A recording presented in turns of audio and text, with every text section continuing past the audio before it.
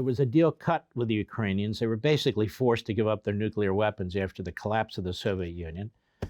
And Clinton was one of the ones pushing the hardest, as was, of course, the Russians and the Brits. So all three countries, working the Ukrainians, agreed, and Ukraine agreed to give up its nukes, which it did. And in exchange, it was supposed to have territorial sovereignty recognized by all the countries that signed it, and they were going to help protect Ukraine. Well, you can see what that was worth when it comes to Russia, or when it comes to Biden, worth about the same document that was signed when it came to Hong Kong, which the Communist Chinese have violated, or the document that was signed to prevent the Iranians from building nuclear weapons for about 12 minutes. That document was violated almost immediately. And all these documents are violated because these are evil people. You're talking about communists, fascists, and Islamo-Nazis. So why would they keep their word? All right, let's take a look at this. Let's go to Vox, February 6th. A few years ago, but a pretty good wrap-up. Go ahead. This is Eastern Ukraine. Conflict broke out here in 2014, and it hasn't ended. There are about 100,000 fighters stationed here, which makes it one of the most heavily militarized areas on Earth. So you understand the Russians have occupied, see that little spot there? That area now since 2014, since Biden. And Biden's advisors are exactly the same people as Obama's advisors. So the disaster they gave us all over the world is the disaster they're giving us again. Many of the policies followed by Trump followed the doctrine of peace through strength, the Reagan policy.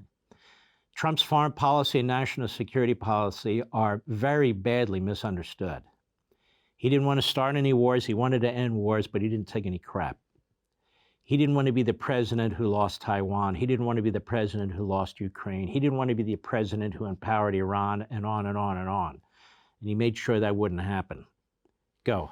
There are Ukrainian forces to the west and Russia-backed separatist militias to the east. Fighting between the two groups occurs here, along the contact line.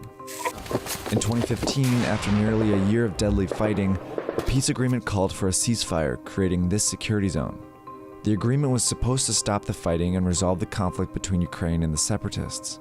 But 3 years later, the security zone remains the most violent place in Ukraine.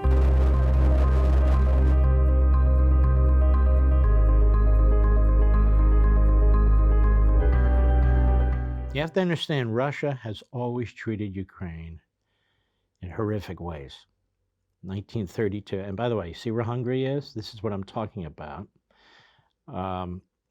And other countries too. You see the Black Sea to the south in green there. You can't see Poland from there, but you can see the word Warsaw. That's at about 10 o'clock on the map there, in the upper left. So you've got NATO countries, Hungary. You've got Poland, you've got the Black Sea, you've got others, the Balkans. Just a potential disaster. But Russia has always treated Ukraine horrifically.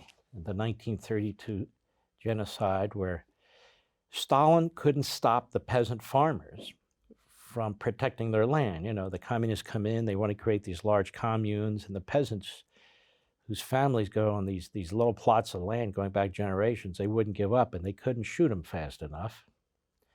So Stalin encircled the country. You can see northwest, east, and then south, the Black Sea, and starved them to death.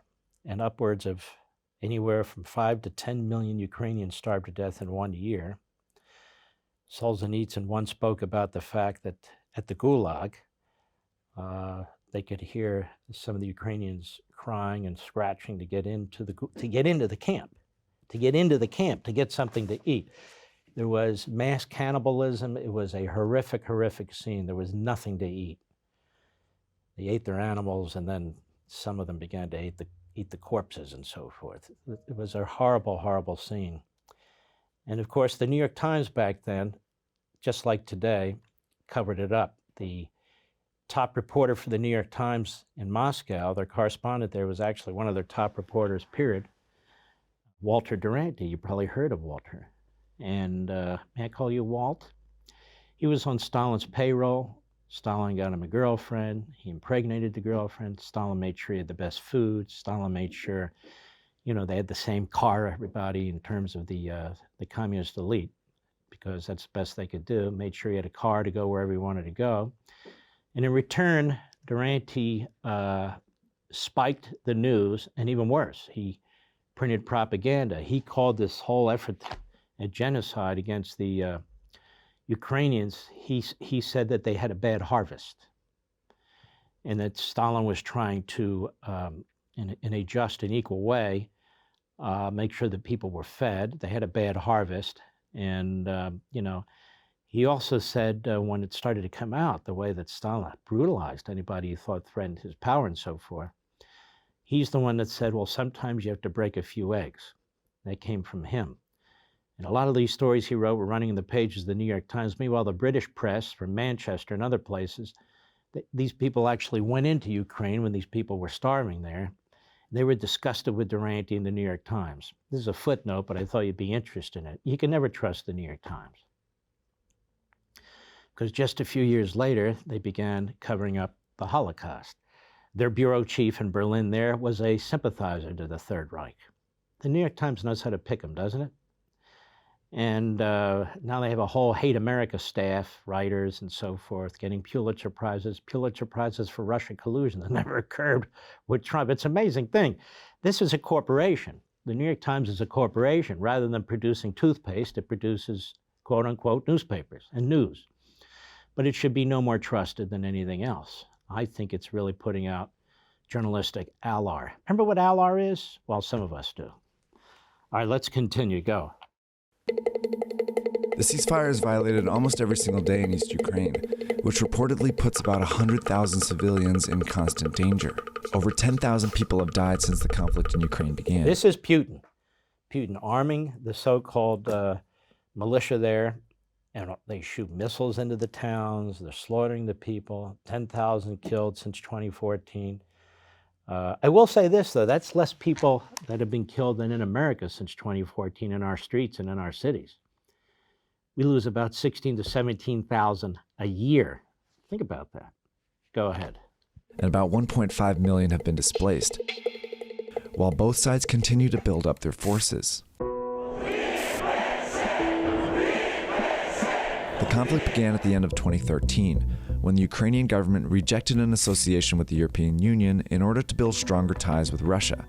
The pro-Moscow move led to massive protests in the capital, Now, what Kiev. happened was the so-called president of Ukraine was a Putin stooge. Putin put him in there, and the people rose up against it. Ukraine has more in common, and always had, with the West, or oddly enough, Eastern Europe, but the West, not with Russia. Go ahead. Which turned deadly by 2014.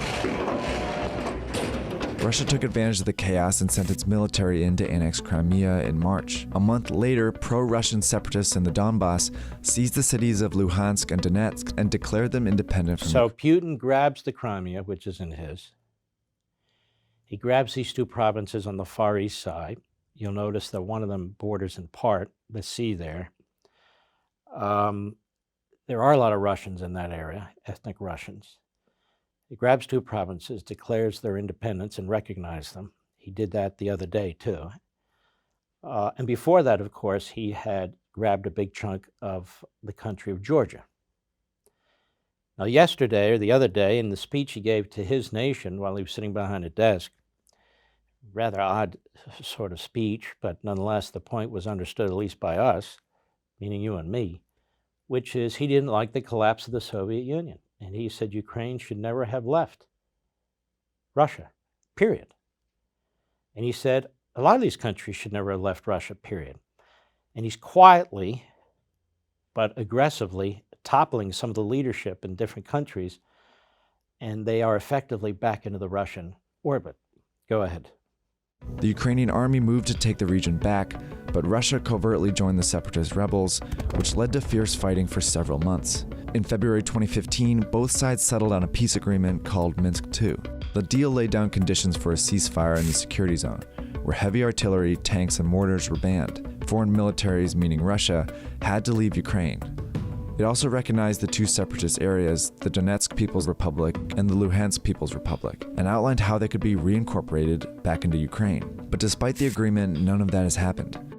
In order to understand why, you have to know what Ukraine means to Russia's President Vladimir Putin. Last one out of the Soviet Union, please turn out the light. The vitally important Ukraine announced independence for the republic. The people there are more Russian than Ukrainian. Much to fear. Separate Ukraine would be a catastrophe. Ukraine was part of the Russian Empire in the 19th century and the Soviet Union in the 20th. When the Soviet Union dissolved in 1991, its western territory broke into independent states, including Ukraine.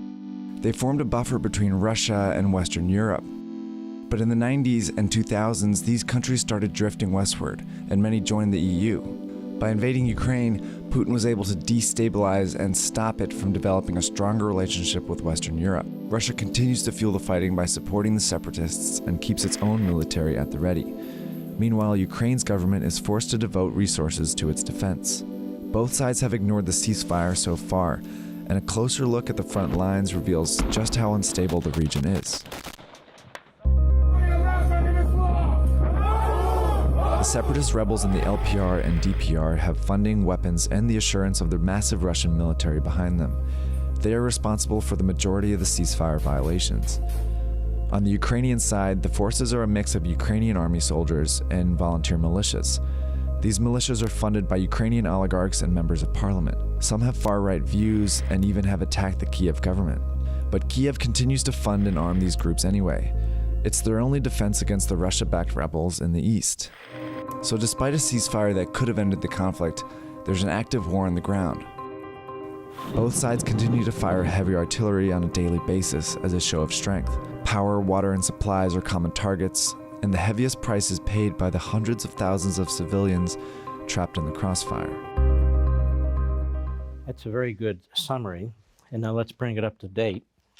So Russia has now ordered troops officially into those two provinces. Of course, Putin calls them peacekeeping troops while he's announcing that Ukraine should never have broken away from Russia. We know exactly what he's doing. Want to see more? Sign up for Levin TV.